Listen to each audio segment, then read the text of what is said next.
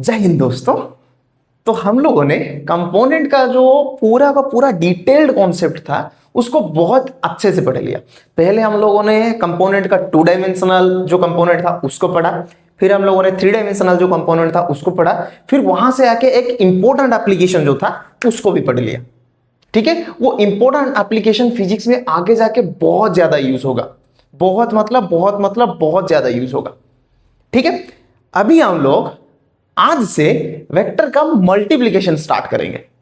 ठीक है, और वेक्टर मल्टीप्लिकेशन के बाद वेक्टर का डिवीजन देखेंगे। नहीं, वेक्टर का डिवीजन नहीं होता है। ठीक है, तो ये दिमाग में ठाल लो, नहीं वेक्टर क्वांटिटी का डिवीजन का कुछ मीनिंग नहीं बनता, कुछ फिजिकल मीनिंग नहीं बनता, इसीलिए वेक्टर का डिवीजन नहीं है। सिर्फ वेक्टर मल्टीप्लिकेशन तक ही ऑपरेशन हो पाता है। सर किसका ऑपरेशन होगा? अरे भाई मैथमेटिकल ऑपरेशन होता है। ठीक है, तो आइए बिना देरी के स्टार्ट करते हैं। तो आप लोग हेडिंग लगा लो, वेक्टर मल्टीप्लिकेशन। Vector multiplication.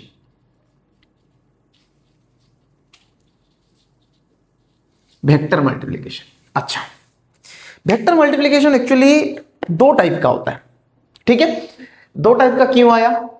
हमारे जो जितने भी महान साइंटिस्ट थे उन्होंने क्या देखा कि कुछ वेक्टर को एक स्पेसिफिक टाइप अगर मैं मल्टीप्लाई करूं तो वो एक स्केलर क्वांटिटी देते हैं, तो इसको एक तरफ से क्लासिफाई कर दिया।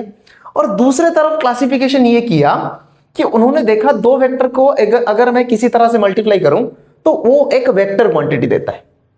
यानी वेक्टर का जो मल्टीप्लिकेशन है उनके रिजल्ट के ऊपर डिपेंड करता है कौन सा मल्टीप्लिकेशन है। तो इसी बात को आगे लेते हुए हम लोगों ने यह देखा कि वेक्टर मल्टीप्लिकेशन 2 टाइप्स होता है। 2 types of vector multiplication. 2 types of vector multiplication. पहला क्या होता है? पहला होता है स्केलर प्रोडक्ट और दूसरा होता है वेक्टर प्रोडक्ट। वेक्टर प्रोडक्ट, ध्यान रहे इसका जो रिजल्ट आता है, इस टाइप के प्रोडक्ट का जो रिजल्ट आता है वो एक स्केलर क्वांटिटी होता है, इसीलिए हम लोग इसको बोलते हैं स्केलर प्रोडक्ट, या फिर तुम लोग मेरे जैसा बोल सकते हो स्केलर प्रोडक्ट। ठीक है, और इसी को आगे जाके हम लोग ये भी बोलेंगे डॉट प्रोडक्ट।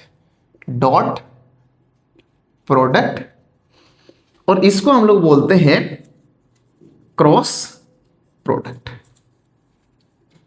ठीक है, तो इनको जान लो कि 2 टाइप के मल्टीप्लिकेशन होते हैं, एक होता है स्केलर प्रोडक्ट, दूसरा होता है वेक्टर प्रोडक्ट। स्केलर प्रोडक्ट का दूसरा नाम है डॉट प्रोडक्ट और वेक्टर प्रोडक्ट का दूसरा नाम है क्रॉस प्रोडक्ट। ठीक है, लिख लो, इतना थोड़ा सा ही है, लिख लो। रिकॉर्डिंग चल रहा है, कोई दिक्कत नहीं है। चलो, ये होता है वेक्टर का मल्टीप्लिकेशन। और अभी हम लोग पहले स्केलर प्रोडक्ट के बारे में चर्चा करेंगे। पहला आज जो चर्चा होगा वो स्केलर प्रोडक्ट के ऊपर बेस्ड होगा। ठीक है, तो इसके बाद हेडिंग लगा लो स्केलर प्रोडक्ट। इसको निपटा दूं? चलो निपटा रहा हूं इसको। स्केलर प्रोडक्ट ये एक्चुअली होता क्या है, देखो ध्यान से। स्केलर प्रोडक्ट मतलब जो आउटकम निकलता है इनसे, जो प्रोडक्ट का आउटकम निकलता है या जो रिजल्ट निकलता है वो एक स्केलर क्वांटिटी होता है। Scalar quantity. और जो डॉट प्रोडक्ट इसीलिए बोलते हैं, इस प्रोडक्ट में हम लोग इस साइन का यूज करते हैं, डॉट। ठीक है, मल्टीप्लिकेशन में आप लोग डॉट भी करके आओ भाई। ठीक है, तो यहां पे डॉट इसीलिए बोला जाता है क्योंकि जो साइन यूज होता है वो स्पेसिफिकली डॉट साइन यूज होता है। ठीक है बात? अच्छा, अभी आते हैं टॉपिक पे। स्केलर प्रोडक्ट एक्चुअली है क्या? ध्यान से देखो, इन्होंने ऐसा बताया, सपोज मेरे पास 2 वेक्टर्स हैं, एक है ए वेक्टर, दूसरा है बी वेक्टर, और दोनों के दोनों को इनिशियल वेक्टर है, यानी ऑपोजिट ऑर्डर में है। ठीक है, और इन दोनों के बीच का जो एंगल है वो है थीटा, वो है थीटा। अच्छा, तो इन्होंने ऐसा बताया, अगर मैं डॉट प्रोडक्ट को मैथमेटिकली डिफाइन करूं ए वेक्टर और बी वेक्टर के बीच में, तो यह एक्चुअली होता है A vector dot B vector is equal to A vector का मैग्नीट्यूड इंटू बी वेक्टर का magnitude into cos of theta. Cos of theta. इसी को हम लोग आगे जाके ऐसे भी लिख सकते हैं, यही होता है ए बी कॉस थीटा।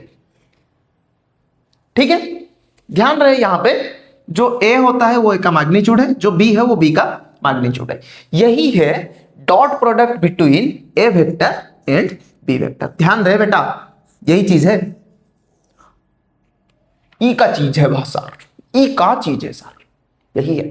ठीक है, डेफिनेशन कैसे लिखे, ध्यान से देखो, ये जो आउटकम निकला है, ध्यान से देखो, ये जो आउटकम निकला है ये एक स्केलर है क्योंकि ये मैग्नीट्यूड है ए वेक्टर का।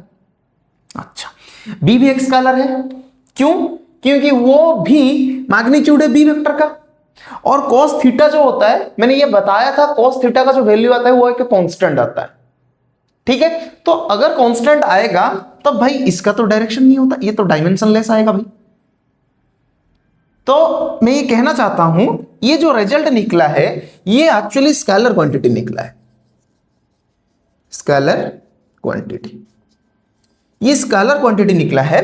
तो इसीलिए हम लोग इस प्रोडक्ट को क्या बोलते हैं, स्केलर प्रोडक्ट। और यहां पे मैंने डॉट साइन दिया है, इस डॉट साइन को इसीलिए दिया है, तभी इस प्रोडक्ट को हम लोग क्या बोलते हैं, डॉट प्रोडक्ट। ठीक है, बात सही है। अच्छा, आगे बढ़े। हाँ सर, आगे बढ़ते हुए आगे चलते। तो डिफाइन तो मैंने कर दिया, स्केलर प्रोडक्ट क्या है, डॉट प्रोडक्ट क्या है। थोड़ा सा डेफिनेशन वाइज लिख लेते हैं, क्यों? क्योंकि डेफिनेशन लिखने से थोड़ा सा नोट भी कंप्लीट होगा और तुम्हारा थ्योरी वगैरह भी ठीक से हो जाएगा, सही से हो जाएगा। तो आओ लिख लेते हैं डेफिनेशन क्या है। Definition, the scalar product between two vectors is the multiplication of, sorry, is the product of, is the product of magnitudes of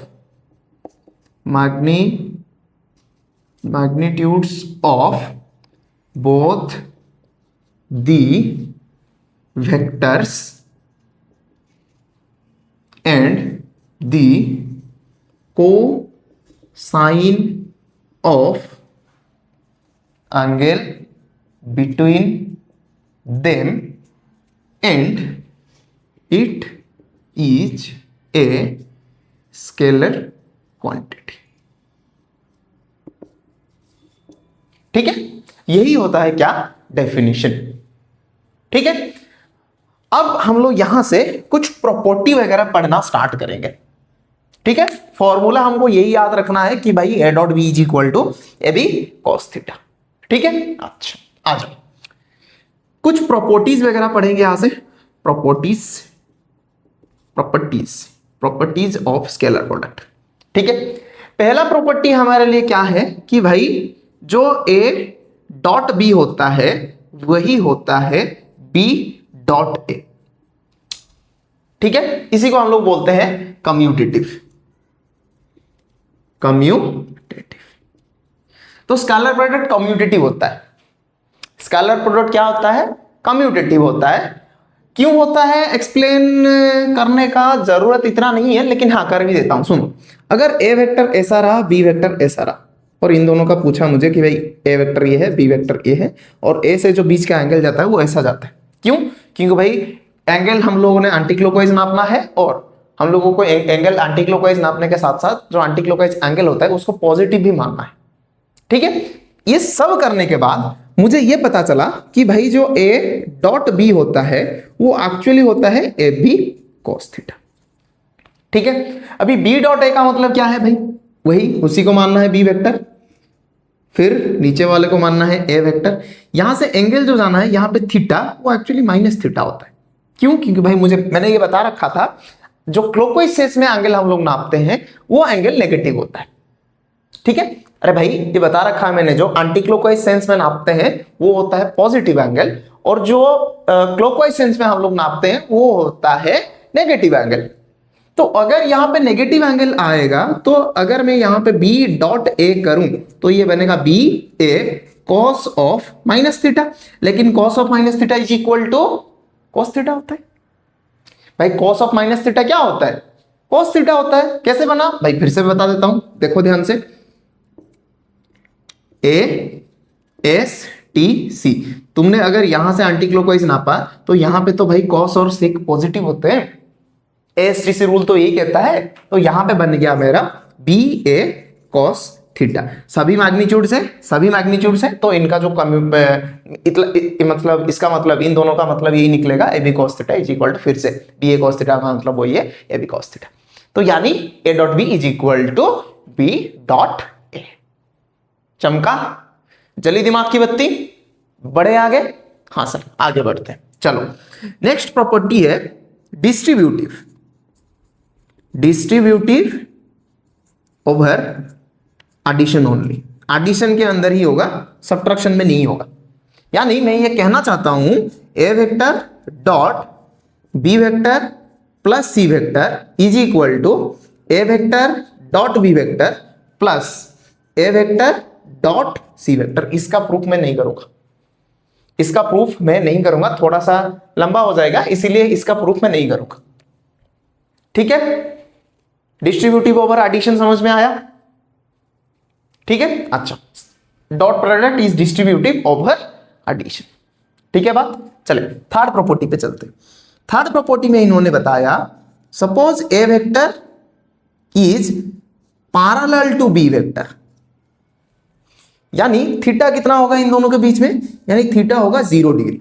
तो अगर 0 डिग्री बना, यहां पे A vector dot B vector कितना बनेगा? A B cos 0। cos 0 कितना होता है भाई? 1 होता है, तो ये बनेगा AB। A डॉट B कितना बना? AB। अच्छा, चौथे नंबर पर क्या आएगा? चौथे नंबर पर A vector anti parallel to B vector. Anti parallel का मतलब समझ में आया? बताया था भाई वेक्टर के स्टार्टिंग में, पैरेलल वेक्टर्स क्या होते हैं, एंटी पैरेलल वेक्टर्स क्या होते हैं, सभी चीजें मैंने बता रखा है एकदम से। अच्छा, थीटा यहां पे कितना बनेगा?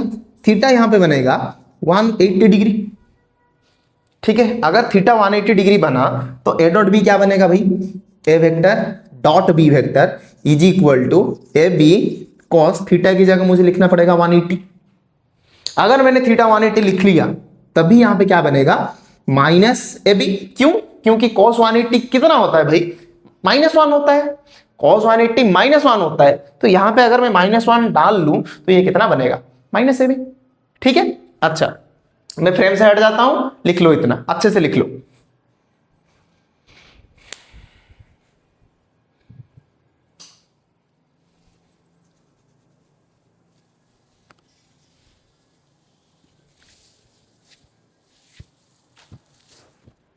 अगर मैं थोड़ा सा तेज बोल लेता हूं तो आप लोग YouTube में जाके वो जो स्पीड था ना उसको 0.75x कर सकते हो, और अगर थोड़ा सा धीरे बोल रहा हूं तो आप लोग जाके 1.5x या फिर 1.25x में वीडियो को देख सकते हो। ठीक है, लिख लिया? चले आगे भाई, चले आगे। सही बात है, चलो इसको निपटा रहा हूं। जब मैं फ्रेम से हट जाऊं ना, तभी वीडियो को पॉज कर लेना। अभी देखो, अभी अगर तुम वीडियो को देख रहे हो और मैं अभी पॉज रहा हूं और तुमने नहीं लिखा, तो 10 सेकंड पीछे चले जाओ या फिर 20 सेकंड पीछे चले जाओ, जहां पे मैं फ्रेम में नहीं था वहां पे पॉज करके वीडियो को लिख लेना एक एक करके।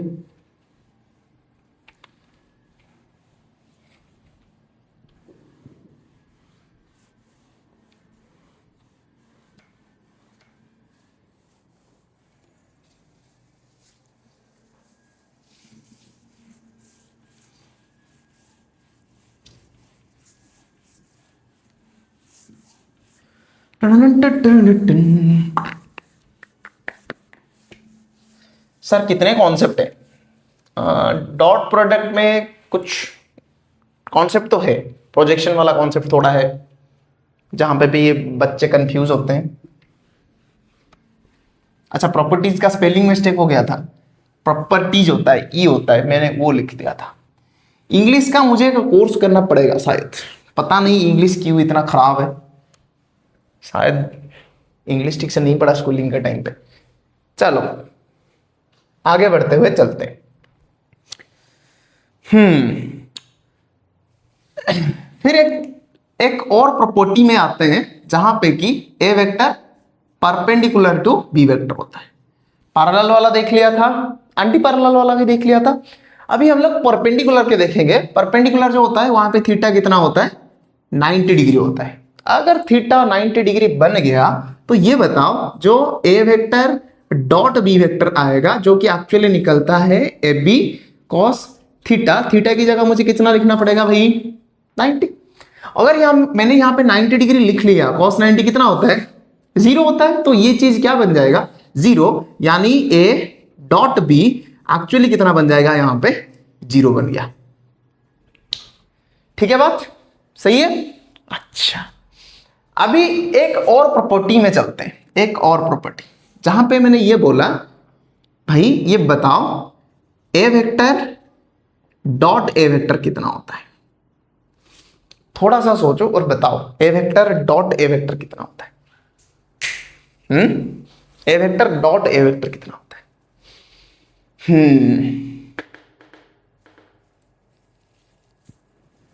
ए वेक्टर डॉट ए वेक्टर क्या होता है, ध्यान से देखो। ए वेक्टर का मैग्नीट्यूड इंटू बी वेक्टर का मैग्नीट्यूड, बी वेक्टर की जगह मैं लिखूंगा ए वेक्टर, और एक same vector A vector suppose इस तरफ है, तो मैंने इसी वेक्टर के ऊपर दूसरा वेक्टर यहां पे रख के दोनों के बीच में स्केलर का प्रोडक्ट लेना स्टार्ट किया, तो यहां पे थीटा कितना बैठेगा भाई, 0 बैठेगा। भाई ए वेक्टर इस तरफ है, दूसरा ए वेक्टर भी उसी तरफ है, पैरेलल बन गए, एंगल कितना बनेगा, 0 बनेगा। तो एंगल अगर 0 बना तो यहां पे तो चीजें बदल जाएंगे थोड़ा सा, ये बन जाएगा ए, ये बन जाएगा ए, ये होगा cos 0 होता है 1, तब ये बन जाएगा ए का स्क्वायर, तब ये क्या बन गया, ए का स्क्वायर बन गया। अच्छा ठीक है, चलो आगे बढ़ते हुए फिर से चलते हैं। हाँ, अगर ए डॉट ए 0 बना तब मुझे यह पता चला कि भाई ए डॉट ए एक्चुअली होता है ए स्क्वायर। सिमिलरली तुम लोग ऐसे भी लिख सकते हो, B dot B equal to P का square. Similarly C dot C क्या लिख सकते हो, सी का स्क्वायर। ऐसे ऐसे करके लिख सकते हो, यानी any two vectors, sorry the dot product between the same vector is the square of the magnitude of the vector. ठीक है, अच्छा लिख लिया, एक एक करके अच्छे से लिख लिया।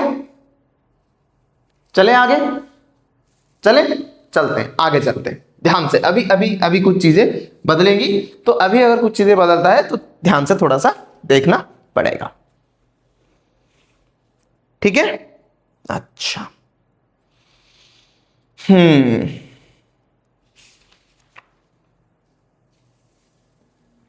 ठीक है, आओ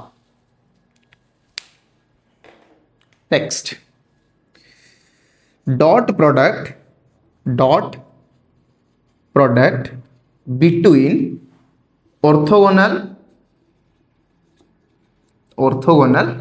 बेसिस वेक्टर्स। सर ये क्या चीज है, देखो ध्यान से देखो, dot product between orthogonal basis vectors. अच्छा, इसको पढ़ाने के लिए और इसको डिस्कशन करने के लिए हमको पहले ऐसे स्टार्ट करना पड़ेगा, हमको एक 3 डायमेंशनल कोऑर्डिनेट सिस्टम लेना पड़ेगा। ध्यान रहे 3 डायमेंशनल है, एक्स वाई जेड जो होता है वो एक्चुअली ऐसे बाहर निकलता है, लेकिन मैं इसको व्हाइट बोर्ड में कैसे ड्रॉ करूं, ऐसे ड्रॉ करना पड़ेगा सर, ऐसे जेड। और आप लोग ऐसे ड्रॉ किए थे, हाँ मैंने ऐसे ही ड्रॉ किया था, क्योंकि ऐसे ड्रॉ ही करना पड़ेगा भाई, और कुछ चारा ही नहीं है हमारे पास। ठीक है, अच्छा एक्स एक्सिस के अलोंग जो यूनिट वेक्टर होता है वो होता है आई कैप। ठीक है, वाई एक्सिस के अलोंग जो यूनिट वेक्टर होता है वो होता है जे कैप, और जेड एक्सिस के अलोंग जो यूनिट वेक्टर होता है वो होता है के कैप। ठीक है, हाँ सर ठीक है। अच्छा, अभी हम लोगों को क्या करना है, जो मैंने यहां पे लिखा है ना, dot product between orthogonal basis vector, यानी आई कैप के साथ आई कैप को डॉट लेना है, फिर से आई कैप के साथ जे कैप को, आई कैप के साथ के कैप को, यानी इन तीनों को लेके जितना पेयर बनेगा उतना पेयर मुझे बनाना है एक एक करके। ठीक है, अच्छा फॉर्मूला हमारे लिए क्या रहता है, फॉर्मूला हमारे लिए रहता है A vector dot B vector is equal to A B cos theta, is equal to A B cos theta. ठीक है, मैंने पहले वहां से आई कैप को लिया और I cap dot I cap करना स्टार्ट किया। तो फॉर्मूला क्या कहता है भाई, A dot B is equal to A B cos theta. यहां पे ए का मैग्नीट्यूड बी का मैग्नीट्यूड कॉस थीटा। अच्छा, यहां पे फिर से वही बनेगा, आई कैप का मैग्नीट्यूड कॉस। भाई आई कैप तो इस तरफ गया है, हाँ, दूसरा इस तरफ किस तरफ जाता है, उसी तरफ जाता है। आई कैप इस तरफ है, हाँ या ना, हाँ सर। दूसरा आई कैप अगर मैं लूं वो भी इसी तरफ जाता है, हाँ सर। तो दोनों क्या बन गए सर, पैरेलल बन गए। और पैरेलल बनते हैं तभी एंगल कितना होता है, 0 होता है। तो यहां पे मैं क्या लिखूंगा, cos 0। ठीक है बात। अच्छा, अगर यहां पे cos 0 बना, ध्यान से देखो, आई कैप होता है 1, फिर से ये बना 1, फिर से cos 0 होता है 1। सर ये कैसे 1 बना, क्योंकि I cap is unit vector along X axis, और यूनिट वेक्टर का मैग्नीट्यूड कितना होता है बेटा या बहन, कितना होता है बेटी, आई कैप का मैग्नीट्यूड कितना होता है रे मां, 1 होता है, क्योंकि वो एक यूनिट वेक्टर है। तो यहां पे ये चीज बन गया, जो आई कैप डॉट आई कैप था वो बन गया 1। कैसे, इन दोनों को अगर मैं मल्टीप्लाई करूं तो ये रिजल्ट देते हैं मुझे 1। ठीक है। अच्छा, दूसरे पे आओ, आई कैप डॉट जे कैप पे, ये बनेगा आई कैप का मैग्नीट्यूड, ठीक है, जे कैप का मैग्नीट्यूड, हाँ या ना, हाँ सर, कॉस। ध्यान से देखो, आई कैप इस तरफ है, जे कैप ऊपर है, दोनों के बीच में एंगल कितना है, 90 डिग्री है। ये भी परपेंडिकुलर होते हैं और ये भी आपस में परपेंडिकुलर होते हैं। अगर 90 डिग्री बना तो यहां पे बनेगा cos 90। cos 90 कितना होता है, 0, ये होता है 1, ये होता है 1, ये होता है 0। तो ये क्या बनेगा भाई, 0। ठीक है। अच्छा, वैसे ही आई कैप डॉट के कैप कितना बनेगा, I cap dot K cap, फिर से देखो, आई कैप के कैप मैग्नीट्यूड कॉस। ध्यान से देखो, अभी देखो, के कैप इस तरफ रहता है, जेड एक्सिस इस तरफ है, तो के कैप जो होता है वो इस तरफ होता है। अभी देखो, एक्स और जेड के बीच में कितना एंगल है, ये तो परपेंडिकुलर दोनों है। तो अगर ये दोनों परपेंडिकुलर है तो मैं यहां पे फिर से क्या लिखूंगा, cos 90। ध्यान से देखो, ये बनेगा 1, ये भी बनेगा 1, ये बनेगा cos 90 0, तो ये पूरा क्या बन गया, 0। ठीक है। अच्छा, जे कैप पे आते हैं, जे कैप डॉट आई कैप, ये कितना बनेगा, जे कैप का मैग्नीट्यूड, हाँ सर, आई कैप का मैग्नीट्यूड, हाँ सर, cos 90, सॉरी, हाँ cos 90 कितना होता है, फिर से 0, तो ये बन गया 0।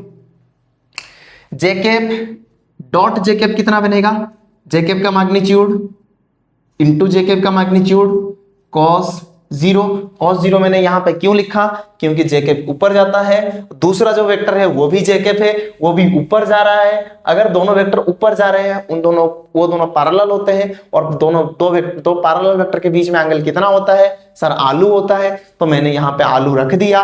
cos आलू कितना होता है सर, cos आलू कितना होता है, cos आलू 1 होता है बेटा। तो अगर ये 1 बना, जे कैप होता है 1, फिर से जे कैप होता है 1, मैग्नीट्यूड cos 0 कितना होता है 1, तो ये तीनों 1 मल्टीप्लाई होकर मुझे क्या दे देते हैं, ठीक है। जे कैप और के कैप डॉट करूं, जे कैप डॉट के कैप, या ये क्या आएगा, जे कैप का मैग्नीट्यूड, के कैप का मैग्नीट्यूड cos 90 होता है 0 के साथ जो भी मल्टीप्लाई करो वो बनेगा 0। ठीक है। अच्छा, के कैप डॉट आई कैप करते हैं, के कैप का मैग्नीट्यूड, आई कैप का मैग्नीट्यूड cos 90 कैसे बना सर, जे कैप और के के बीच में कैसे 90 बना। अरे भाई, जो जेड है, जो के कैप होता है वो ऐसे निकलता है, जे और के बीच में कितना एंगल है, 90 है। आई कैप और के कैप के बीच में कितना एंगल है, फिर से 90, तो इसीलिए मैंने यहां पे 90 लिखा। ठीक है। अच्छा, ये क्या बनेगा अभी, ये बनेगा फिर से वही 0। ठीक है बात। चलो, के कैप डॉट जे कैप कितना बनेगा, ये बनेगा K cap magnitude J cap magnitude. क्यों लिख रहा हूं भाई, फॉर्मूला यही है, A dot B is equal to A B cos theta. तो K cap dot J cap बनेगा के कैप का मैग्नीट्यूड, जे कैप का मैग्नीट्यूड कॉस, कितना बनेगा यहां पे, के कैप और जे कैप के बीच में कितना एंगल है, के कैप ऐसे निकलता है भाई बाहर, जे कैप ऊपर है, इन दोनों के बीच में कितना एंगल है सर, 90 डिग्री है। 90 डिग्री अगर है तो यहां पे मैं क्या लिखूंगा, cos 90, जो कि फिर से बनेगा 0। ठीक है। अच्छा, के कैप और के कैप क्या होगा, के कैप डॉट के कैप कितना बनेगा, देखो देखो ध्यान से, ये बनेगा के कैप का मैग्नीट्यूड, फिर से के कैप का मैग्नीट्यूड cos 0। क्यों, जो के कैप है वो एक्चुअली ऐसे बाहर निकला है के कैप, दूसरा भी वही के कैप है बाहर निकला है, दोनों पैरेलल होते हैं। हाँ, दोनों पैरेलल वेक्टर के बीच में एंगल कितना होता है, आलू। तो आलू भाई मैंने यहां पर रख दिया, और आलू को थोड़ा सा तड़का लगा के अगर मैं लिखूं, ये बनेगा 1, ये बनेगा 1, और cos जो आलू है वो भी बनेगा 1। तीनों 1 को अगर मैं मल्टीप्लाई कर लूं तो मुझे रिजल्ट क्या मिलेगा, 1। ठीक है, अच्छा कंक्लूजन हमें यहां पे क्या मिला, ध्यान से देखो, जो के कैप डॉट के कैप होता है वही होता है 1, हाँ, dot J cap dot J cap होता है वही होता है 1, और जो आई कैप डॉट आई कैप होता है वही होता है 1। ठीक है, तो यहां पे मैं कंक्लूजन में ऐसे लिख सकता हूं, I cap dot I cap is equal to J cap dot J cap is equal to K cap dot K cap equals to 1। ठीक है, अच्छा बाकी जितने भी आएंगे सभी जीरो है, सभी के सभी जीरो है, यानी I cap dot J cap is equal to J cap dot I cap is equal to J cap dot K cap equal to K cap dot J cap is equal to I cap dot K cap equal to K cap dot I cap equals to 0। ये सभी zero होते हैं और ये ऊपर वाले सभी 1 होते हैं। कंक्लूजन हमको यहां पे यही चीज मिला। ठीक है, रूल सिंपल है, याद रखना है A dot B is equal to A B cos theta, इसी को याद रख लो। फिर उसके बाद एक को ए वेक्टर ले लो, दूसरे को बी वेक्टर ले लो। तुम बोलोगे सर थीटा क्लॉकवाइज लेना है या एंटी क्लॉकवाइज लेना है, भाई कॉस थीटा है, अगर तुमने क्लॉकवाइज लिया तो जितना वैल्यू आएगा, एंटी क्लॉकवाइज लोगे तो माइनस उतना आएगा, और cos of theta is equal to cos of minus theta होता है। तो कॉस थीटा तुमको इतना ज्यादा परेशान नहीं करेगा। ठीक है, बात सही है। मैं इस फ्रेम से थोड़ा सा हट जाता हूं, लिख लो पॉज करके, वीडियो को पॉज करके लिख लो।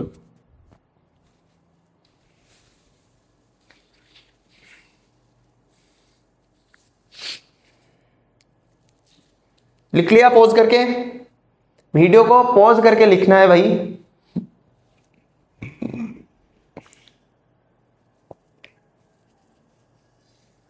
ठीक है, अभी रेक्टेंगुलर कंपोनेंट फॉर्मेट में दोनों वेक्टर दिया होगा, यानी ए वेक्टर को लिखा होगा A X I cap plus A Y J cap plus A Z K cap, इससे लिखा होगा, और पूछा होगा बी वेक्टर को भी वैसे लिखा होगा, और पूछा होगा भाई ए डॉट बी निकालो, पूछा होगा ए डॉट बी निकाल लो। हो गया, टाणा नाउ नाउ नाउ टेणे नेउ नेणे नेउ टेणे नेउ नेउ नेउ टेणे नेउ नेणे नेउ। किरिस का गाना सुनेगा, किरिस का हुआ कुछ? अरे भाई हो गया कि नहीं बताओ, हुआ? निपटा दूं? चलो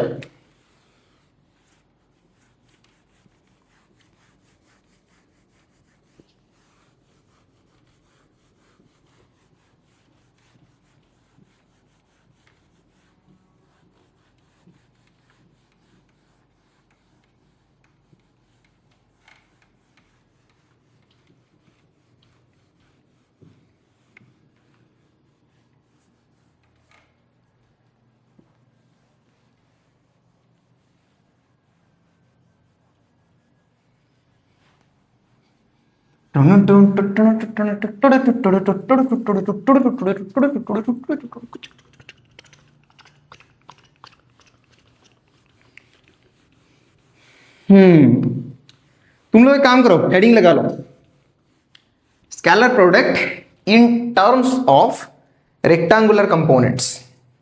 scalar product in terms of rectangular components. Scalar product in terms of rectangular components. Marker का इंक खत्म हो गया है क्या? रुको थोड़ा सा चेक कर लेने दो। नहीं भाई बहुत इंक है, चलो हेडिंग लगा लो, स्केलर प्रोडक्ट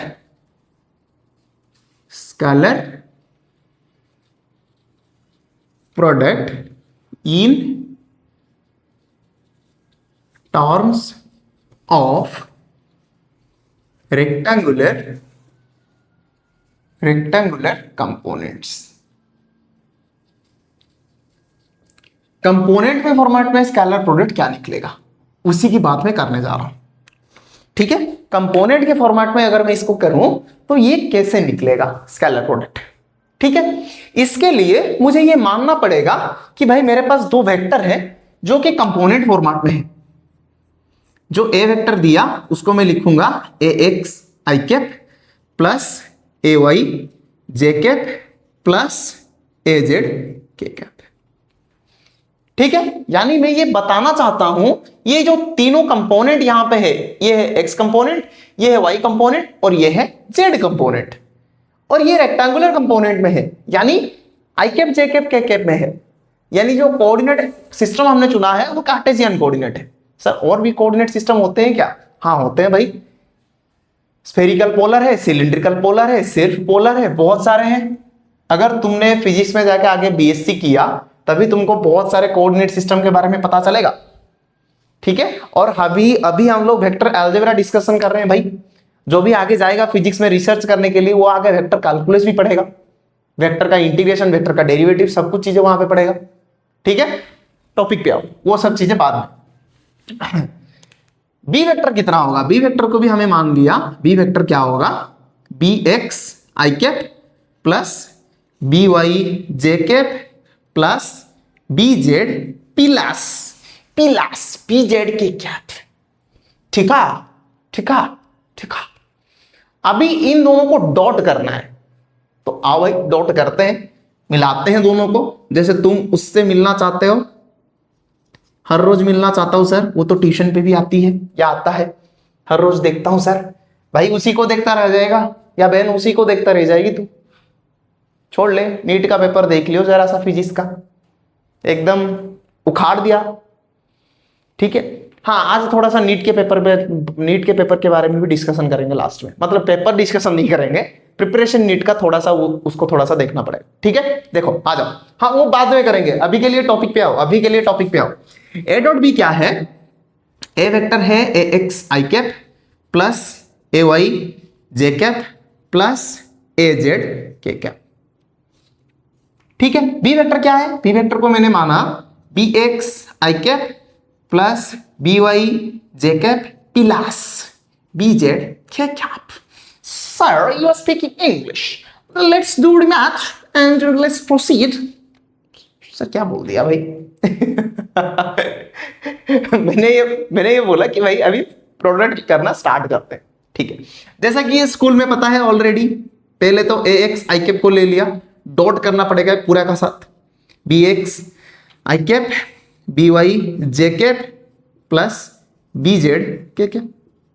फिर उसके बाद प्लस ए वाई पे आएंगे, ए Y J cap dot B x फिर से आई cap B Y J cap B Z K cap plus A Z K cap dot B X I cap plus B Y J cap plus B Z K cap. ठीक है, अभी यहां से देखो, ध्यान से देखो, मैं डायरेक्टली नहीं लिख रहा हूं। ठीक है, डायरेक्टली लोग यहां पे लिख लेते हैं x I cap B X I cap और कुछ ऐसे गोल मिला के लिख लेते हैं। मैं तुमको थोड़ा सा फील देना चाहता हूं, थोड़ा सा फील ले लो, फील। इन दोनों को अगर मैं मल्टीप्लाई करूं, ध्यान से देखो कैसे मल्टीप्लाई होंगे, ए X I cap dot B X I cap. ठीक है, अच्छा जो ये एक वेक्टर है, ये भी एक वेक्टर है। इस वेक्टर का मैग्नीट्यूड क्या है भाई? ए एक्स। डायरेक्शन क्या है? आई कैप। इस वेक्टर में बी एक्स है मैग्नीट्यूड, आई कैप है डायरेक्शन। और जो डॉट प्रोडक्ट होता है वो वेक्टर के बीच में होता है, यानी यही दोनों ही वेक्टर है, ये इनका मैग्नीट्यूड है। पूरा का पूरा वेक्टर है, लेकिन वेक्टर टर्म को कौन रिप्रेजेंट कर रहा है? यहां पे आई कैप। यहां पे वेक्टर टर्म को कौन रिप्रेजेंट कर रहा है? आई कैप। एक्स और बी एक्स दोनों तो मैग्नीट्यूड निकल गया यहां से। हाँ सर, तो अभी मैं इसको ऐसे ना लिख के ऐसे लिख सकता हूं, A X B X I cap dot I cap, क्योंकि दोनों वेक्टर के बीच में डॉट प्रोडक्ट होता है, तो मैंने सिर्फ दोनों जो वेक्टर टर्म है उन्हीं के बीच में वेक्टर प्रोडक्ट लिया, सॉरी डॉट प्रोडक्ट लिया। आई कैप और आई कैप दोनों वेक्टर है, यूनिट वेक्टर है, तो इन्हीं दोनों के बीच में डॉट प्रोडक्ट लिया। बाकी तो ये दोनों स्केलर क्वांटिटी है, तो इन दोनों के बीच में तो सिर्फ मल्टीप्लिकेशन होगा। वेक्टर का सिर्फ जो प्रोडक्ट होता है वेक्टर का, वो वेक्टर के बीच में होता है। जो हमने देखा वेक्टर का मल्टीप्लिकेशन है, जो कि दो तरह के होते हैं। आज तो हम लोग जो पहला उसी को डिस्कशन कर रहे हैं, जो कि है स्केलर प्रोडक्ट और डॉट प्रोडक्ट। जब तुम डॉट प्रोडक्ट लोगे ना, तो दो वेक्टर के बीच में लेना। स्केलर के बीच में सिर्फ एक ही टाइप का प्रोडक्ट होता है, जो कि होता है मल्टीप्लिकेशन। वो जैसे तुम लोगों ने ऑलरेडी पढ़ा है स्कूल में, बिल्कुल वैसा का वैसा ही है, उसमें कोई चेंज नहीं है, उसमें कोई भी चेंज नहीं है। ठीक है बात? अच्छा, तो यहां पे मैं डायरेक्टली लिख लेता हूं A X B X I cap dot I cap. फिर इसको देखो जरा सा, ये बनेगा A X I cap dot B Y J cap. यहां पे डॉट है, लेकिन ये एक स्केलर है, ये एक स्केलर है। जो डॉट होता है वो इन्हीं दोनों के बीच में होगा, यानी मैं इसको लिखूंगा ए X B Y I cap dot J cap.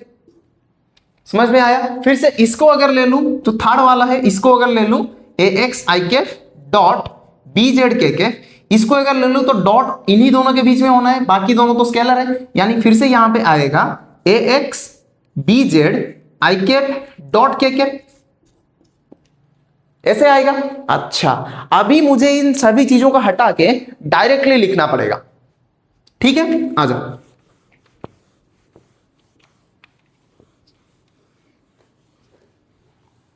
कोई नहीं बताएगा भाई, इतना डिटेल में कोई भी नहीं बताएगा। तुम स्कूल जा रहे हो, तुम उड़ीसा में एक कल्चर है रेसिडेंशियल कॉलेज का, तो रेसिडेंशियल कॉलेज में तो इतना अच्छे से कोई नहीं पढ़ाता है भाई, कोई नहीं पढ़ाता रेसिडेंशियल कॉलेज में, फर्स्ट ईयर का तो पढ़ाता ही नहीं।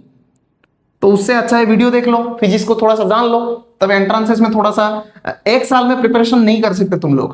मैं बताऊंगा आज लास्ट में, कुछ रियलिटी बताऊंगा। आ जाओ यहाँ पे। तो ये बनता है A X B X I cap dot I cap plus A X B Y I cap dot J cap plus A X B Z I cap dot K cap. हो गया? अच्छा, यहां पे आओ फिर से, ये बनेगा A Y B X J cap dot I cap plus A Y B Y J cap dot J cap. ठीक है, अच्छा, फिर से लास्ट पे आओ, A Y B Z J cap dot K cap. ठीक है, अच्छा, लास्ट में अगर आते हो पूरा एकदम लास्ट में, ए जेड बी एक्स के कैप डॉट आई कैप, फिर उसके बाद ए जेड बी वाई के कैप डॉट जे कैप, फिर इसके बाद जो लास्ट में आएगा पूरा ए Z B Z K cap dot K cap. हो गया पूरा लास्ट में? अच्छा, अभी ध्यान से देखो, अभी इसके अगले वाले में हम लोग इवालुएट करेंगे इसको। ध्यान से देखो, ध्यान से देखो, आई कैप डॉट आई कैप होता है 1, यानी इसका जो रिजल्ट आएगा वो आएगा 1। जो जे कैप डॉट जे कैप ये होता है 1, और जो के कैप डॉट के कैप होता है 1।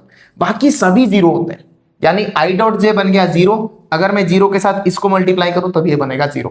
फिर से वैसा का वैसा ही ये भी 0 बनेगा, क्योंकि आई डॉट क्या कैप क्या होता है बताया मैंने प्रीवियसली, आई कैप डॉट के कैप क्या होता है भाई, 0 होता है। तो अगर वो 0 बना तो ये पूरा का पूरा टर्म भी 0 हो जाएगा, यानी फिर से ये भी 0, उसी के बेसिस पर ये भी 0, ये भी 0 और ये भी 0। यानी जो डॉट प्रोडक्ट निकला ए डॉट बी के बीच में, वो एक्चुअली आएगा A dot B is equal to A X B X plus A Y B Y plus A Z B Z. यही निकलेगा तुमको, यही आएगा आउटकम तुम्हारे लिए। ठीक है, अच्छा ठीक है। अभी देखो, अभी देखो, अभी देखो, अभी ए डॉट बी का जो आउटकम निकला वो ये निकला। मैं इस साइड को लिख सकता हूं A B cos of theta, लिख सकता हूं, हाँ सर लिख सकते हैं। एलएचएस सॉरी आरएचएस में क्या है, आरएचएस में है A X B X plus A Y B Y plus A Z B Z. ठीक है, हाँ। cos थीटा एक्चुअली क्या बनेगा, cos थीटा ये इस साइड में मल्टीप्लाइड है, उस साइड में जाके डिवाइड हो जाएगा, तो ये डिवाइड हो गया। लो, ए X B X plus A Y B Y plus A Z B Z, और यहां पे बनेगा ये जो ए है ये ए का मैग्नीट्यूड है, और यहां पे जो है ये बी का मैग्नीट्यूड है, यानी ये आके यहां पे डिवाइड हो गया ए बी। इसका मतलब ए का मैग्नीट्यूड, इसका मतलब बी का मैग्नीट्यूड। तो ऑलरेडी यहां पे हम लोग ए का मैग्नीट्यूड निकाल तो सकते हैं भाई। यहां से अगर मैं निकालूं ए का मैग्नीट्यूड, ए वेक्टर का मैग्नीट्यूड क्या निकलेगा, ए X square plus A Y square plus A Z square का रूट ओवर। यहां से अगर फिर से बी वेक्टर का मैग्नीट्यूड निकालूं तो क्या निकलेगा भाई, B X square plus B Y square plus B Z का स्क्वायर का रूट ओवर। अगर ये सब यहां से निकल आया, देखो यहां पे क्या होगा, ये होगा A X B X plus A Y B Y plus A Z B Z divided by A vector का मैग्नीट्यूड कितना होता है, वही A X square plus A Y square plus A Z square का root over plus sorry into sorry multiplied with B vector का magnitude जो कि है B X square plus B Y square plus B Z square का root over. यही निकलेगा तुमको पूरा जो एंगल था कितना, cos थीटा दोनों वेक्टर के बीच में। ठीक है, cos थीटा निकल आएगा, तुम यहां से थीटा निकाल सकते हो। ठीक है भाई, ठीक है। इसको शॉर्ट फॉर्म में ऐसे लिख सकते हैं भाई, cos theta is equal to A dot B divided by A vector का मैग्नीट्यूड इंटू बी वेक्टर का मैग्नीट्यूड। ठीक है, मैं साइड हट गया पूरा सा, स्क्रीनशॉट अभी ले लो, नहीं तो वीडियो को अभी के अभी पॉज कर लो, वीडियो को अभी के अभी पॉज कर लो, नहीं तो स्क्रीनशॉट अगर लेना चाहो तो ले सकते हो। ठीक है, लिख लो, अच्छे से लिख लो, थोड़ा सा टाइम दे रहा हूं। लिख लिया पॉज करके, शायद लिख लिया, निपटाऊं, चलो निपटाने जा रहा हूं। इसके बाद हम लोग geometrical interpretation of scalar product देखेंगे, जो कि इंपॉर्टेंट है, जो कि एक्चुअली इंपॉर्टेंट है। तो वहां से बहुत कुछ चीजें आएगा, एक एक करके उसको थोड़ा सा देखेंगे। ठीक है, चलो यहां से सवाल आते हैं। सवाल सभी टॉपिक से आते हैं भाई, मैं ऐसे क्यों बता रहा हूं। चलो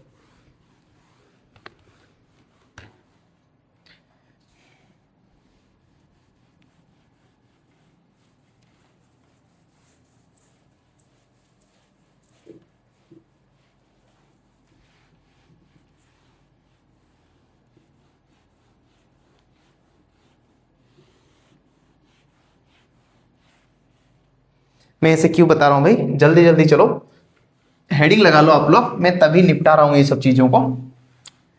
आप लोग हेडिंग लगा लो अभी।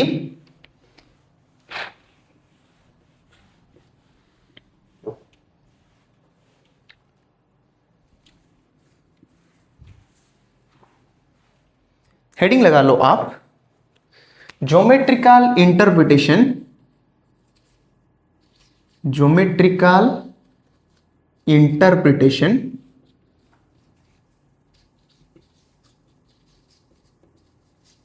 Of scalar product.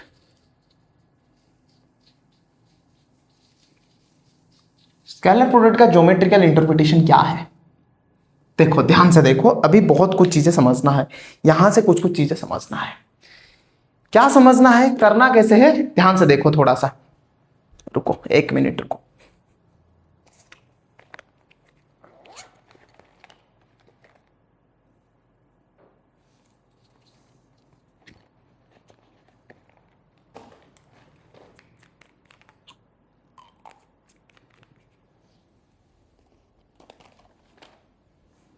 चलो geometrical interpretation of scalar product, देखो ध्यान से देखो। सपोज मैंने यहां पे लिखा ए डॉट बी, तो हमको ऑलरेडी पता है A dot B equal to क्या होता है, बी डॉट ए होता है। सर बीच में क्यों लिखा, बताता हूं आगे जाके, एक एक चीजें बाद में बताता हूं। देखो ध्यान से, यहां से मुझे ये पता चलता है ए वेक्टर ये चीज है, बी वेक्टर ये है, इन दोनों के बीच का जो एंगल है वो है थीटा, ये बना मेरे लिए बी वेक्टर, यहां पे है ए वेक्टर। यहां से मुझे ये पता चलता है बी वेक्टर ये रहा, ए वेक्टर ये रहा, ए वेक्टर, और इन दोनों के बीच का जो एंगल होता है वो होता है थीटा। ठीक है, अच्छा ठीक है सर। नहीं यहां से तो ये पता नहीं चलता, सॉरी गलत बोल लिया। इसको ऐसे भी रिप्रेजेंट कर सकते हैं, ऐसे भी रिप्रेजेंट कर सकते हैं, तो इसमें कोई दिक्कत वाली बात ही नहीं है। ए डॉट बी वही होता है, ये भी ए डॉट बी होता है। चलो आगे बढ़ते हुए चलते हैं। हाँ यहां पे थोड़ा सा गलत लिख दिया था मैंने, सॉरी उसके लिए। यहां पे हम लोग ये लिख सकते हैं जो ए डॉट बी निकलता है वो निकलता है ए बी कॉस थीटा। यहां पे मैं लिख सकता हूं जो ए डॉट बी निकलता है फिर से वही होता है बी ए कॉस थीटा। यहां पे भाई बी ए कॉस थीटा लिख सकते हैं, क्यों, ये रीजन है, इसीलिए A dot B is equal to B dot A. ठीक है, हाँ सर ठीक है। अभी देखो मैं कहना क्या चाहता हूं, मैं ये कहना चाहता हूं, मैंने इसको थोड़ा सा ऐसे लिख लिया a into B cos theta, a into B cos theta, और मैं यहां पे कर क्या रहा हूं, मैं यहां पे ऐसे एक एक्सिस खींच लिया, एक ये एक्सिस रहा, दूसरा एक्सिस बी ए वेक्टर के ऊपर गया पूरा।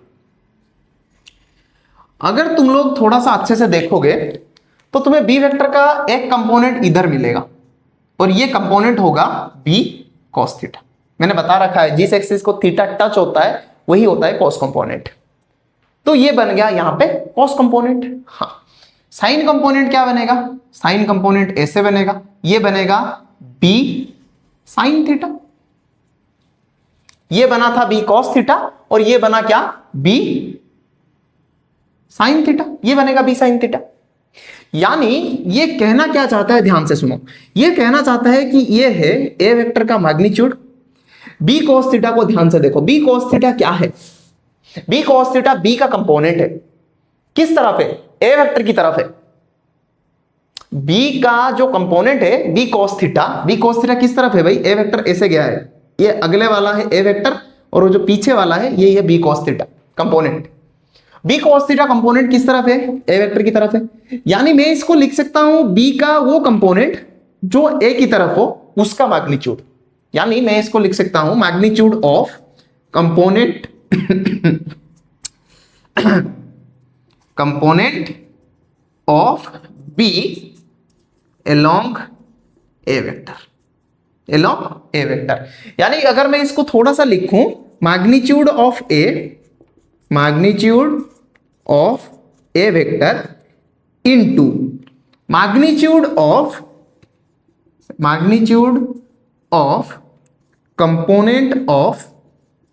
Component of B vector along A vector.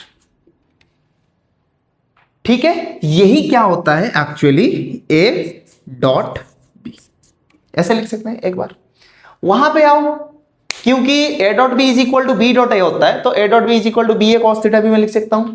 हाँ सर लिख सकते हो। यहां पे फिर से वही एक लाइन खींच लो बी वेक्टर के अलोंग, एक लाइन खींच लो बी वेक्टर को परपेंडिकुलर होके, लिख लिया ऐसा करके। अच्छा, फिर से मैं यहां पे क्या करूंगा, जो बी ए कॉस थीटा है उसको तोड़ूंगा, उसको ऐसे बनाऊंगा बी इंटू ए कॉस थीटा। ठीक है, ए का एक कंपोनेंट तो इधर आएगा, ये बना ए कॉस थीटा, और ए का जो दूसरा कंपोनेंट है वो इधर जाएगा जो कि बनेगा ए साइन थीटा। ए का एक कंपोनेंट इधर आएगा जो कि है ए कॉस थीटा, ए का दूसरा कंपोनेंट उधर जाएगा जो कि है ए साइन थीटा। ठीक है, अच्छा अभी देखो मैं इसको कहना क्या चाहता हूं, इसको मैं बोल सकता हूं b dot A equal to, ये हो गया b का मैग्नीट्यूड। हाँ सर, a cos थीटा क्या है, a cos थीटा a का वो कंपोनेंट है जो कि b वेक्टर के अलोंग है। भाई a cos theta b vector के अलोंग है कि नहीं बताओ, है ना। तो अगर a वेक्टर के b वेक्टर के अलोंग है, क्या मैं इसको ऐसे लिख सकता हूं magnitude of component of A vector along B vector. इसको ऐसे लिख सकता हूं? हाँ सर लिख सकते हैं, रिकॉर्डिंग चल रहा है ना? हाँ रिकॉर्डिंग चल रहा है। इसको मैंने ऐसे लिख लिया, इसका मीनिंग है magnitude of B vector into magnitude of component of A vector along B vector. यह भी होता है बी डॉट ए, और बी डॉट ए को मैं लिख सकता हूं A dot B dot A. तो यही रहता है इसका ज्योमेट्रिकल मीनिंग। यानी जब हम डॉट प्रोडक्ट कर रहे हैं दोनों वेक्टर के बीच में, एक वेक्टर का मैग्नीट्यूड के साथ दूसरे वेक्टर का उसी वेक्टर के ऊपर प्रोजेक्शन ले रहे हैं, ठीक है, कंपोनेंट ले रहे हैं उसी वेक्टर के ऊपर, कंपोनेंट ले रहे हैं। प्रोजेक्शन का मीनिंग ही कुछ और है, और प्रोजेक्शन का मीनिंग हम लोग अभी देखेंगे, ठीक है। लिख लिया ये चीज?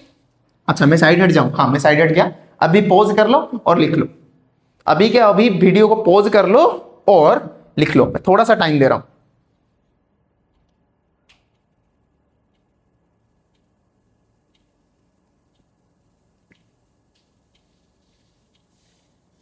हो गया? लिख लिया अच्छे से? चले आगे? चलो आगे चलते। अभी एक चीज है प्रोजेक्शन, उसको थोड़ा सा समझते हैं, और उसको थोड़ा सा समझने के बाद चीजें भी डिस्कशन करना है। देखो इतना डिटेल में मैं बता रहा हूं, मैं एकदम बेसिक्स के लेकर के जा रहा हूं, पूरा एकदम जीरो टू हीरो। मेरा टारगेट ये है कि बच्चों को जीरो से हीरो बनाना है, ठीक है। तुम लोग थोड़ा सा पेशेंस रख के वीडियो को देखो, और वीडियो को एक ही बार में देखो। आसपास के जो डिस्टर्बेंसेस है, जो भी कोई बुला रहा है कोई है, उसको छोड़ो, एक ही बार में वीडियो को देखो, ठीक है। अच्छा चलो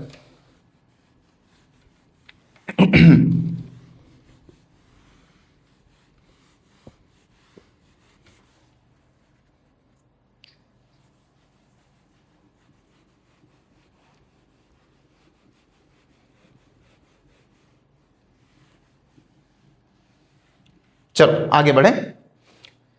geometrical interpretation of scalar product, इसमें आता है एक प्रोजेक्शन का कॉन्सेप्ट, उसी में आता है प्रोजेक्शन एक्चुअली क्या चीज है, इसको थोड़ा सा समझते हैं, थोड़ा सा इसी को समझते हैं। ध्यान से देखो। मैं वही चीज कर रहा हूं, एक वेक्टर लिया ए वेक्टर, दूसरे वेक्टर को यहां पे ले लिया बी वेक्टर, फिर यहां पे आके नीचे ले लिया बी वेक्टर, और ऊपर में ले लिया ए वेक्टर। इन दोनों का बीच का जो एंगल है वो भी थीटा है, इन दोनों का बीच का जो एंगल है वो भी थीटा है। और मैंने बता रखा है, as we are talking only of dot product, so cos of theta will be equal to cos of minus theta, so it doesn't matter how you take this theta। आप क्लॉकवाइज सेंस में ले लो या आप anti clockwise sense में ले लो, theta का manner यहां पे कुछ भी मैटर नहीं करता, क्योंकि cos of theta is equal to cos of minus theta होता है, ठीक है। आ जाओ टॉपिक पे आते हैं। यहां पे मैंने एक्सिस ले लिया, यहां पे एक दूसरा एक्सिस ले लिया जो कि ए वेक्टर के अलोंग है। अच्छा पहले इसी के बारे में बात करते हैं, फिर उस पे चलेंगे। देखो बी वेक्टर का अगर मैं कंपोनेंट ले लूं तो एक कंपोनेंट इधर रहता है जो कि है बी कॉस थीटा, दूसरा कंपोनेंट इधर जाता है जो कि ऐसे है, ये है बी साइन थीटा, ठीक है। अच्छा जो बी कॉस थीटा है वो है अलोंग ए वेक्टर, और जो बी साइन थीटा है, B sine theta is perpendicular to A vector. क्या मैं इसको लिख सकता हूं पैरेलल टू ए वेक्टर, क्योंकि अलोंग ए वेक्टर है, ठीक है। याद करो ए वेक्टर की डायरेक्शन में हम लोगों ने ये बताया था, ए वेक्टर का जो यूनिट वेक्टर है वो ए कैप होता है, और वो ए वेक्टर के अलोंग रहता है। डेफिनेशन ये बोलता है A cap is equal to A vector divided by A vector का मैग्नीट्यूड। यानी मैं ए वेक्टर को ऐसे भी लिख सकता हूं, A vector is equal to A vector का मैग्नीट्यूड इनटू ए कैप, ठीक है। अच्छा बी कॉस थीटा तो निकल गया, component of B along A, ये एक्चुअली क्या होता है, component component of B along A vector. ये क्या है? ये है component of B perpendicular to A vector. ठीक है, अच्छा वेक्टर फॉर्म में इसका कैसे लिखूं? वेक्टर क्या होता है? जो ये कंपोनेंट रहा बी कॉस थीटा, इसका वेक्टर क्या होता है? इसका वेक्टर होता है बी कॉस थीटा, डायरेक्शन क्या है? ए वेक्टर के अलोंग जो यूनिट वेक्टर है वो है ए कैप, तो इसको मैं यहां पे लिखूंगा ए कैप। जैसे कि 2 आई कैप लिखते थे, यानी मुझे ये पता चल रहा है एक वेक्टर है जिसका मैग्नीट्यूड है 2 और ये पॉजिटिव एक्स एक्सिस की तरफ है। 3 जे कैप लिख रहे हो या -3 जे कैप लिख रहे हो, एक वेक्टर है जिसका मैग्नीट्यूड है 3 और ये नेगेटिव वाई के अलोंग है, इसीलिए -j कैप लिखा है। उसी तरह b cos थीटा ए वेक्टर के अलोंग है और ए वेक्टर का जो यूनिट वेक्टर है वो है ए कैप, यानी b cos थीटा ए वेक्टर के अलोंग है, इसको मैं लिख सकता हूं b cos theta A cap. देखो ध्यान से, मैग्नीट्यूड चेंज हुआ क्या? मैग्नीट्यूड था b cos theta, magnitude change हुआ क्या? तुम बोलोगे हां सर चेंज हुआ। मैं फिर से बोलूंगा भाई कैसे चेंज हुआ बता दे। यहां तो मैग्नीट्यूड बिल्कुल वैसा का वैसा ही है। तुम बोलोगे सर b cos थीटा तो था ए कैप, यहां पे आपने ला दिया तो इसका तो मैग्नीट्यूड चेंज हो गया। मैं बोलूंगा भाई ए कैप का मैग्नीट्यूड 1 होता है। क्यों? क्योंकि वो एक यूनिट वेक्टर है। तो जो कंपोनेंट होता है बी अलोंग ए, उसका वेक्टर होता है यही, और इसी को हम लोग बोलते हैं projection of B along A vector. ये एक वेक्टर क्वांटिटी होता है, ध्यान रहे ये जो प्रोजेक्शन होता है वो वेक्टर होता है। जो कंपोनेंट हम लोगों ने लिखा है यहां पे, जो कंपोनेंट ऑफ बी अलोंग ए, कहां पे? हाँ ये चीज, ये उसका मैग्नीट्यूड होता है। ठीक है, अच्छा क्या मैं इसको ऐसा लिख सकता हूं? हाँ ये वेक्टर है प्रोजेक्शन ऑफ बी अलोंग ए, क्या मैं इसको ऐसा लिख सकता हूं बी cos थीटा, यहां पे ए मल्टीप्लाई कर दिया, नीचे ए डिवाइड कर दिया और लास्ट में ए कैप को मल्टीप्लाई कर दिया। ए कैप बिल्कुल वैसा था। तुम बोलोगे सर क्या चेंज होगा? मैं बोलूंगा भाई ये तो कैंसिल आउट हो गया, फिर से वही रहा। क्या मैं इसको ऐसे लिख सकता हूं A B cos theta divided by A into A cap? तुम बोलोगे हाँ सर लिख सकते हैं। फिर यहां पे मैं बोलूंगा, इसको मैं लिख लेता हूं A dot B divided by A into A cap. भाई ए बी cos थीटा क्या होता है? A dot B. ए लिखा हूं यानी एक्चुअली ए वेक्टर का मैग्नीट्यूड है। जहां पे ए लिखा हूं ना, मैंने ये बोल रखा है भाई ए इक्वल टू ए वेक्टर का मैग्नीट्यूड। ठीक है, अच्छा यहां पे एक बच्चों का डाउट रहता है कि भाई सर बी cos थीटा लिख के एक कैप लगा लिया, अगर मैं इसको बी cos थीटा लिख के आगे ए वेक्टर लगा देता तब क्या होता? तब भाई पूरा का पूरा मैग्नीट्यूड ही चेंज हो जाता, क्योंकि यहां पे ए वेक्टर का कुछ मैग्नीट्यूड है, तो इसको लिखना गलत है। सही क्या है? B cos theta A cap, इसको लिखोगे यही सही है। क्यों? क्योंकि बी cos थीटा एक कंपोनेंट है बी वेक्टर का जो कि अलोंग ए वेक्टर है, और ए वेक्टर का डायरेक्शन किस डायरेक्शन में है? ए कैप की डायरेक्शन में। यानी जो हमको मिला projection of B along A is this much, और ये वेक्टर है, इसका मैग्नीट्यूड क्या है? इसका मैग्नीट्यूड है सिर्फ बी cos थीटा, सिर्फ बी cos थीटा ही मैग्नीट्यूड है। इसका मैग्नीट्यूड निकालो, ए कैप का मैग्नीट्यूड 1 निकल आएगा। ठीक है, अच्छा सिमिलरली यहां पे देखो, यहां पे चीजों को देखो, यहां पे देखो चीजों को। यहां पे अगर देखोगे तो एक वेक्टर मैंने ले लिया जो इस डायरेक्शन में है, और इसको मैंने बोल लिया बी वेक्टर के डायरेक्शन में जो यूनिट वेक्टर होता है वो होता है बी कैप। जैसे कि एक्स एक्सिस के अलोंग जो पॉजिटिव एक्स एक्सिस था वो ऐसे गया था, एक्स वेक्टर मान लो इसको। एक्स वेक्टर के अलोंग जो यूनिट वेक्टर होता है वो होता है आई कैप, जो नेगेटिव एक्स के अलोंग होता है वो होता है माइनस आई कैप, जो ऊपर होता है वो होता है प्लस जे कैप, जो नीचे होता है वो होता है माइनस जे कैप, जो तुम्हारी तरफ जा रहा है वो होता है प्लस के कैप, और जो बोर्ड के अंदर जा रहा है वो होता है माइनस के कैप। ठीक है, आ जाओ टॉपिक पे आओ। सर ये क्या था? ये वो डांस था, डांस। ठीक है, अच्छा मैंने यहां पे दोनों एक्सिस ले लिया ऐसे करके, एक पूरा का पूरा बी वेक्टर के ऊपर जा रहा है, दूसरा बी वेक्टर को परपेंडिकुलर होकर जा रहा है। ठीक है, फिर यहां पे एक ए वेक्टर का एक कंपोनेंट लिया जो कि ऐसे जाता है, ऐसे गया है एकदम, और यही होता है ए कॉस थीटा। ठीक है, अच्छा दूसरा कंपोनेंट यहां से ले लिया जो कि होता है, जो कि ऐसे जाता है और ये निकलता है ए साइन थीटा, ए साइन थीटा। ठीक है, अच्छा ठीक है। इसी को हम लोग बोल देते हैं फिर से वही ए पैरेलल, इसको हमने बोल लिया ए परपेंडिकुलर। जैसे कि इसको हमने बोला था ए पैरेलल, इसको नहीं नहीं नहीं नहीं नहीं भाई, नहीं भाई नहीं भाई, इसको हमने बोला था बी पैरेलल बोलूंगा इसको, सॉरी, और ये बोलूंगा बी परपेंडिकुलर। ठीक है, अच्छा आ जाओ टॉपिक पे आओ, टॉपिक पे आओ। फिर वैसा का वैसा ही ध्यान से देखो, कौन सा कंपोनेंट अलोंग बी वेक्टर है, ए कॉस थीटा।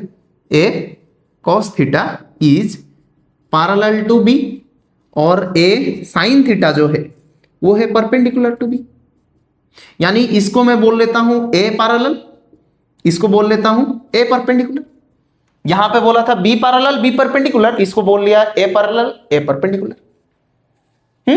अच्छा ध्यान से देखो, अब अगर मैं यहां पे आऊं और बोलूं कि भाई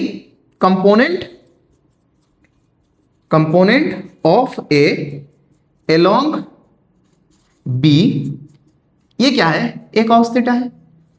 अगर वेक्टर लिखूं, फिर से वही, अगर वेक्टर पे आऊं तो इसको हम लोग बोलेंगे प्रोजेक्शन। जो वेक्टर होता है वो होता है projection, projection of A on B और अलोंग बी, ऑन बी नहीं अलोंग बी लिखते हैं, ऑन बी लिखना सही नहीं होगा, projection of A along B. ये क्या होगा, ध्यान से देखो, ये प्रोजेक्शन अगर मैं लिखूं तो भाई ए वेक्टर का वो कंपोनेंट जो कि बी डायरेक्शन में है, बी का डायरेक्शन क्या है भाई, बी कैप। क्या मैं इसको ऐसा लिख सकता हूं, A cos theta B cap. Magnitude देखो बिल्कुल वैसा का वैसा ही रहा, वही ए कॉस थीटा। डायरेक्शन के लिए मेरे पास यूनिट वेक्टर है, और मैंने ये प्रीवियसली ऑलरेडी बता रखा है भाई, यूनिट वेक्टर का सिर्फ एक ही पर्पज होता है, उसको हम लोग डायरेक्शन के लिए ही लेते हैं, और वो किसी काम का भी नहीं है। यूनिट वेक्टर का सिर्फ एक ही पर्पज है, वो सिर्फ डायरेक्शन के लिए यूज लिया जाता है। तो यहां पे मैं इसको ऐसे लिख सकता हूं, ए देखो cos थीटा था, बी वेक्टर का मैग्नीट्यूड को मल्टीप्लाई कर लिया, डिवाइड कर लिया, इसके बाद बी कैप लगा लिया, तो ये क्या बन गया, A B cos theta divided by B into B cap. यानी ये बना A dot B into, sorry, divided by B का मैग्नीट्यूड इंटू बी कैप। यही क्या होता है, projection of A along B. ठीक है, यानी एक्चुअली हमने निकाला है क्या, जो ए पैरेलल था उसी का प्रोजेक्शन निकाला है, ए पैरेलल वेक्टर निकाला है, ए पैरेलल वेक्टर निकाला है। यहां पे हमने निकाला है क्या, बी पैरेलल वेक्टर। परपेंडिकुलर कैसे निकालोगे सर, पैरेलल तो निकल गया, परपेंडिकुलर कैसे निकालना है भाई, पैरेलल मिल गया तुमको, ये पता ये नहीं निकाल सकते। यहां पे अगर पैरेललोग्राम लॉ अप्लाई कर दूं तो A parallel plus A perpendicular is equal to A vector बनेगा, है कि नहीं, हाँ सर। तो ए परपेंडिकुलर कैसे निकलेगा, ए वेक्टर माइनस ए पैरेलल वेक्टर।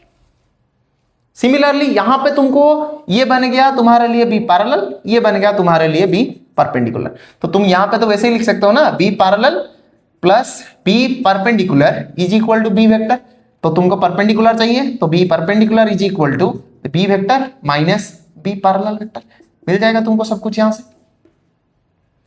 ये है projection of A along B. पूछ लेगा projection of A perpendicular to B, तो ये निकलेगा projection of A perpendicular to B vector. इसको निकाल सकते हैं, परपेंडिकुलर निकाल सकते हो। नहीं तो पूछ लेगा component of A perpendicular to B, इसको भी पूछ सकता है भाई, कुछ भी नहीं पूछ सकता यहाँ पे। ठीक है, लिखने में नहीं लिखता हूं भाई, इतना लिख कर रखते हैं क्योंकि बाकी तुमको नोट्स भी बनाना है। ठीक है, पॉज करके लिख लो, साइड हट गया में, पॉज करो और पॉज करके लिखो। लिख लिया पॉज करके, पॉज करके लिखना था भाई, पॉज करके वीडियो को पॉज करके लिखना है भाई, वीडियो को हमेशा वीडियो को पॉज करके लिखना है।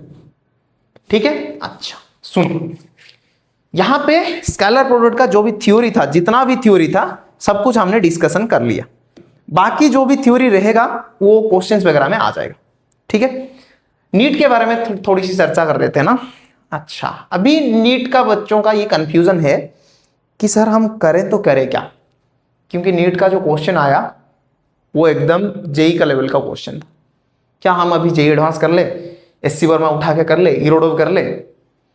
मैं क्या बोलता हूं, सिलेक्टेड क्वेश्चंस करो जेई प्रीवियस ईयर का, सिलेक्टेड क्वेश्चन, क्योंकि सभी क्वेश्चंस तुम लोग कर नहीं सकते भाई। 8-8 9-9 शिफ्ट हो रहे एक एक सेशन में, यानी पूरा ये जो पूरा इस सेशन में जो एग्जाम गया है उसमें 16 या 18 शिफ्ट गया है।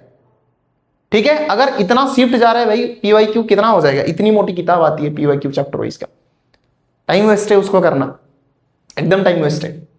तो वहां से सिलेक्टेड क्वेश्चंस करो, और नहीं तो मैं बता देता हूं भाई, जो डीसी पांडे सर का किताब उठाओ जो नीट का आता है, उसी को सोल्व करो। एक ही रिसोर्स पर चिपके रहो, मल्टीपल रिसोर्सेस पे मत जाओ।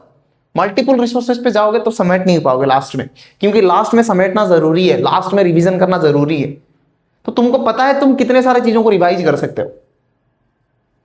ठीक है, हाँ, नीट का थोड़ा सा आज बात कर लिया, और कभी जेई के बारे में बताऊंगा। जेई तो अलग ही रहता है भाई, जेई के लिए तुमको सवाल, बहुत डिफिकल्ट सवाल प्रैक्टिस करने पड़ेंगे, वरना नहीं होगा। डिफिकल्ट यानी चैलेंजिंग सवाल। ठीक है, पाथ फाइंडर कर लो, नहीं तो न्यूमेरिकल ओडिसी आता है जो एम सर का, उसको कर लो। एसबीटी सर का आता है एडवांस्ड प्रॉब्लम इन फिजिक्स, ये कर लो। मैं तो बोलूंगा भाई इरोडव कर लो। सुनो, पहली बात, पहले इरोडव कर लो तो जेई एडवांस के, तुम लोग जेई एडवांस के लिए रेडी हो गए। रैंक अगर पुशअप करना है तो पाथ फाइंडर ही कर लो, और कुछ करने का जरूरत नहीं है। न्यूमेरिकल ओडिसी, एसबीटी, इतना के लिए टाइम नहीं होता भाई, बहुत सारी किताबें हैं। 1000 रिसोर्सेस ले आओगे, किसी को समेट नहीं पाओगे। समेटना बहुत जरूरी है, समेटना मतलब रिवीजन करना। सभी चीजों को मिला के जो रिवीजन होता है ना, पूरा सभी चीजों को मिला के जो रिवीजन होता है, उसको करना बहुत जरूरी है, बहुत जरूरी है। ठीक है, तो पहले वो चीज कर लो एक बार। ठीक है, और हाँ, थोड़ा सा वीडियो अच्छा लगा तो शेयर और सब्सक्राइब भी कर लो दोस्तों को, क्योंकि चैनल भी ग्रो करेगा, चैनल के साथ साथ तुम भी ग्रो करोगे और मैं भी ग्रो करूंगा, और ऑडियंस थोड़ा बढ़ाओ, मुझे भी अच्छा लगेगा। ठीक है, चलो चलो आज के वीडियो में इतना ही, मिलते हैं अगले वीडियो में। तब तक के लिए आप लोग अच्छे से पढ़ाई करते रहो। जय हिंद, वंदे मातरम।